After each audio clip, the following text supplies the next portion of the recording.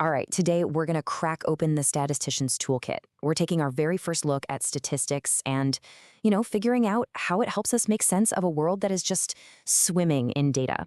I mean, have you ever felt like that? Just completely buried in numbers, charts, and data? Whether it's a news report, a study, or even just the stats from your fitness tracker, it can feel like you're totally drowning in it all. And hey, you are definitely not alone. Well, guess what? There's a toolkit for that. A really powerful one, actually, designed to turn all that chaos into clarity.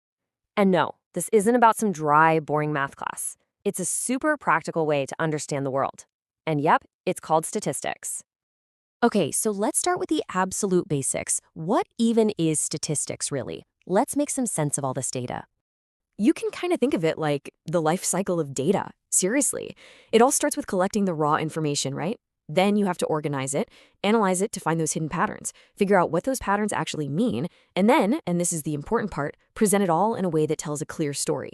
It's literally how a jumble of numbers becomes actual knowledge. And hey, this is not just for scientists in a lab coat. This stuff is happening all around us, every single day. Businesses are using it to make smarter calls, doctors use it to see if a new treatment works, economists use it to spot big trends. It's basically the language we use to understand our super complex world. Okay, so before we can start playing with all the cool tools in our new toolkit, we gotta understand the raw materials we're working with. So let's talk about the absolute building blocks of all this, the data. First off, where do we even get this data? Well, if you go out and collect it yourself, through interviews or maybe running an experiment, that's called primary data.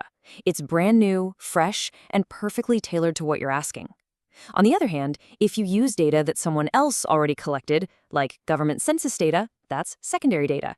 It saves a ton of time and can give you a much bigger picture. Data also comes in two main flavors. Think of it this way. If you can count it, like the number of students in a classroom, 1, 2, 3, that's discrete data. But if you have to measure it, and it can be any value in a range, like a person's height or the exact time it takes to run a mile, that's what we call continuous data. All right, so we've got our data, but just a long list of numbers isn't super useful, right? So the next big step is to organize all this chaos. And one of the easiest ways to do that is with something called a frequency table. Just look at this. Instead of some messy list of student test scores, we can see in a split second how many students got each mark. Boom.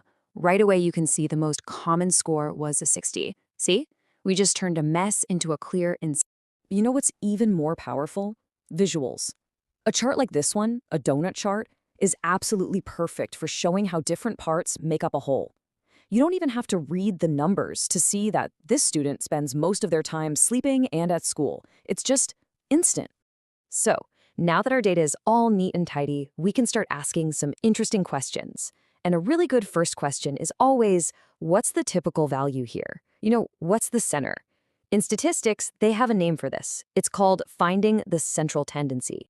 And the first tool for finding that center is one we all remember from school, the mean. It's basically what we all think of when we say the average. Super simple. You just add up all the numbers and then divide by how many numbers there are. Let's do a really quick example with this set of 5 numbers here.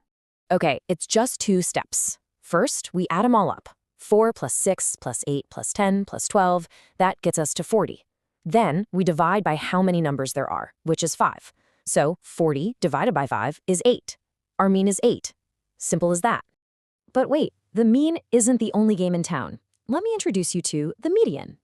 Now, the most important rule with the median, you absolutely have to put your numbers in order first, from smallest to largest. Once you do that, the median is just the number sitting right in the middle. It's really useful because 1 or 2 crazy high or low numbers can't throw it off. That's why you always hear about median income or median home price. Take a look at this. We've got our numbers sorted. 3, 5, 7, 9, 11. Which one's smack dab in the middle? It's the 7. And that's it. That's our median. No math required, just finding the center. Okay, so finding the center is super useful, but it doesn't give you the whole picture.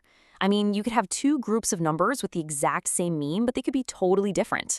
So the next tool in our kit helps us understand how spread out everything is. And the simplest way to measure that spread is something called the range. It's exactly what it sounds like. It's just the difference between the very highest number and the very lowest number in your set. Let's calculate it for this set of numbers right here. All we need to do is find two things: the highest value, which is 20, and the lowest value, which is 4.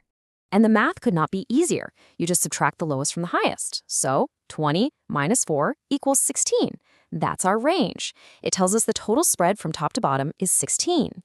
So after this little tour, I hope you're starting to see the real superpower here. Statistics isn't just about crunching numbers. It's like getting a new pair of glasses to see the world more clearly. So let's do a quick recap of our basic toolkit. We've talked about how to collect and organize data. We learned how to find the center using the mean and the median. We figured out how to measure the spread with a range. And most importantly, we saw how all these steps help us interpret the data and find what it's really telling us. Now, this is really just scratching the surface, but it's an awesome start.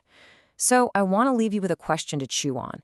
Now that you've got these basic tools, what patterns are you going to start seeing out there? In the news, at your job, or just in the world all around you?